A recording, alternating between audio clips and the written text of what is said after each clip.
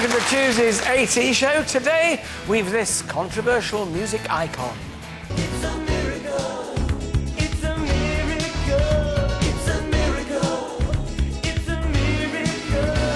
And dreams are made of illusion. Boy George tells us how his latest experiences have changed his life for the better. Now, what I am certain of now is that it's time for some music from one of Britain's most controversial and iconic musicians. He's about to take the road once again, and here performing a song made famous by the legendary Bing Crosby with the classic White XMas, Boy George.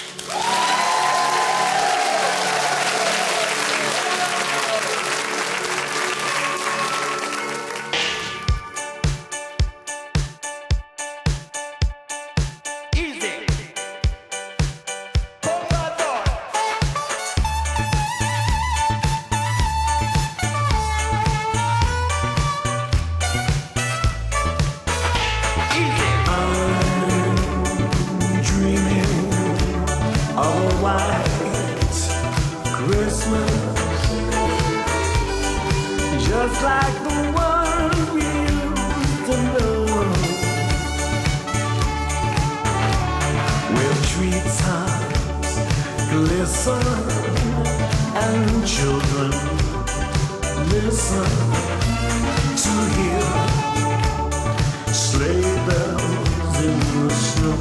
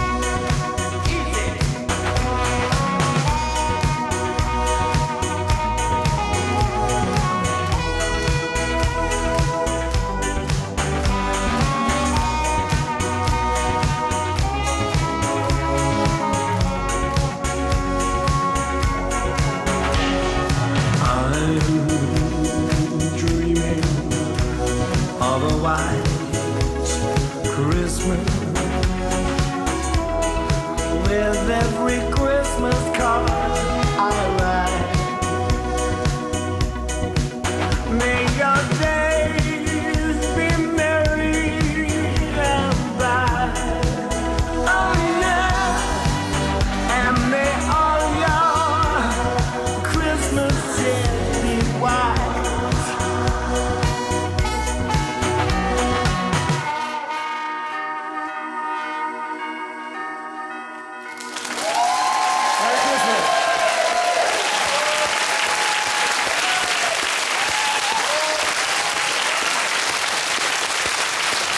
Wonderful stuff, and George will be back for a chat at the end of the show. My final guest today is a music icon. As the flamboyant lead singer of 80s supergroup Culture Club, he won both Brit and Grammy Awards before launching a career first as a solo artist and then as a DJ. He's also written books, designed clothes and created a Tony-nominated musical. But it's not all been plain sailing. In January this year, he was jailed for 15 months. Since his release, he claims he's a changed man, and as you heard earlier, he's returning to his first love, music. Please welcome back, Boy George. The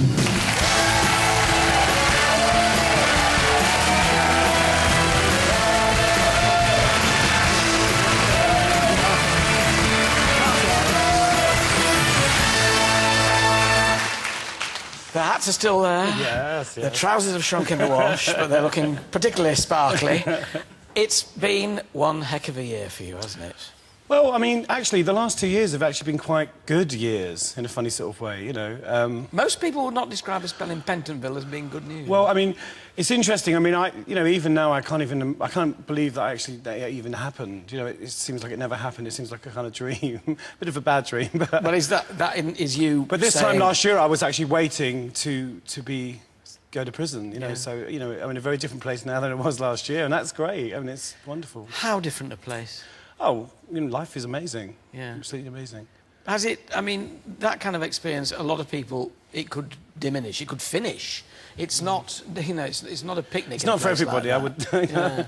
Not for everybody. No, but, I mean, the thing is, it started really with me. I got sober on the 2nd of March 2008, so that was a long time before I went to jail. So I had pretty much most of the year sober.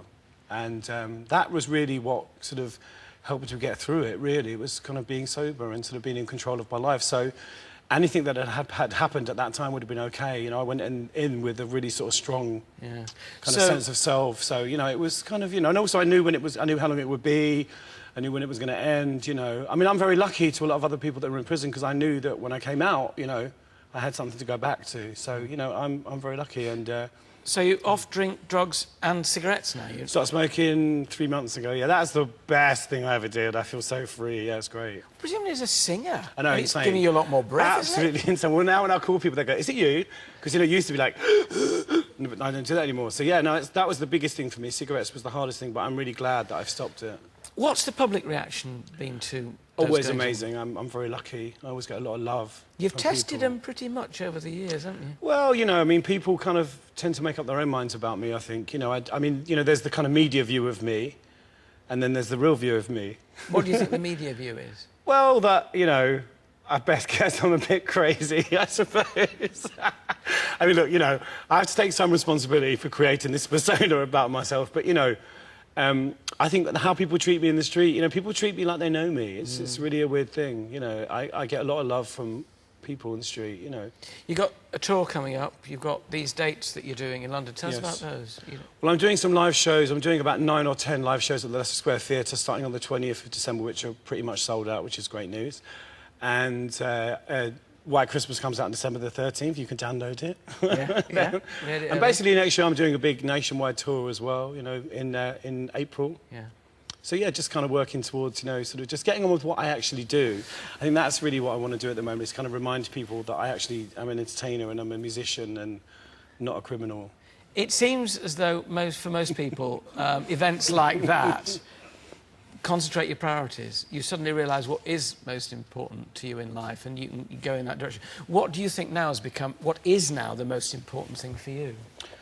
I think the most important thing for me is to kind of enjoy everything I do. You know, that's the most important thing, to be present in my life. Arguably it was enjoyment that got you into trouble in the past. Well, it's, you know, you can think you're enjoying that, but, you know, that just becomes a kind of a prison in itself, you know. I mean, addiction is a disease, you know, any professional person would tell you that, you know. And at a certain point, you know, you lose choice and you become an addict. So once you're through that, you know, your priorities change greatly, you know what I mean? And for me, I think that the key thing at the moment is it's nothing really big that kind of makes me happy. It's not career, it's not money, it's not anything. It's just, you know, family, number one, friendship, you know, laughter. You know, just kind of really mundane, ordinary things that, you know, maybe I didn't really sort of take, you know, seriously before. Isn't this the thing, though, that a lot of people in the public eye, we were talking earlier on about celebrity, a lot of celebrities, in inverted commas, seem to think they're not living if they're not in Hello, OK, or on the front page of The Sun. Well, I'm not really a celebrity, I'm an artist, there's a difference. You've got the backup of the town. It's true, but you are a celebrated... You are nevertheless a celebrated artist. So is this now, Boy George saying to himself, actually, my private life, the family, the friends, the intimates are more important than I thought they were before? Well, I always knew they were important, but I think that, you know, actions speak louder than words, you know.